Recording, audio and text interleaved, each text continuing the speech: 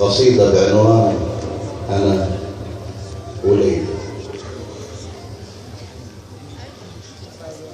قالت لي ليلى في شعرك إيه يا قيس عمري ووجداني، يا ريت تحكي لي يا حبي يا روح ليلى يا عنواني. وقلت كتبت في ليلى يا ليلى أحبك موت وبحزن لو دقيقة تفوت وأنا بدونك. وشفت في ليلى يا ليلى حلاوة الشعر في عيوني، هواكي خلى قلبي يكون أسير مرهون ملوش في الكون سواك وبس. وحبي وشعرك ليلى ولا يمكن في يوم يندس، وفي عينيها بلاقي كلام كأنه في قلبي جمر وبص. وبحبك عكس كل الناس، شريت فيكي بكل حواس، وبكتب ليلى على الجدران على الشقان في كل مكان بمر عليه، واقول ليلى حبيبتي فيه. وبكتب اني ضيف ليلى جليس ونزيل معاي وياي ولا يمكن حفرط فيه. انا وليلى وليلى الضيف ورود في خريف، بنتمنى ربيع ايامنا يبقى لطيف، يزهزهنا يعلمنا اصول الشعر.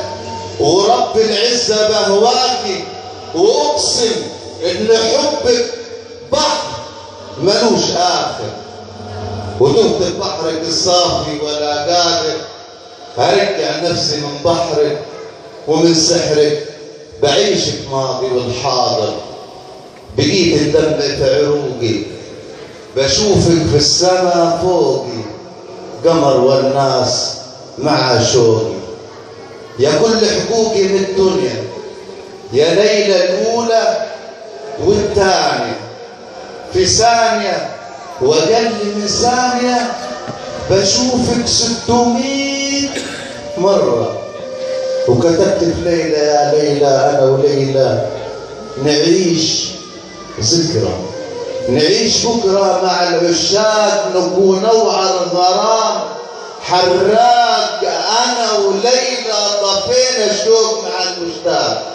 وكتبت يا ليلى للأيام وداع وفراق، لقيتك كل أيامي، لقيتك حلم في منامي، لقيتك قعدتي قيامي، لقيتك كل ما افتكرك بلاقي الشعر قدامي. واقول ليلى يا قدري وكل اقداري، يا صبحي وليلي ونهاري، يا شعري لقيك في اشعاري واخباري ما بين الخلق، يرددها جميع الكون باني اكون اسير ليلى، وعشان ليلى انا مجنون. شكرا.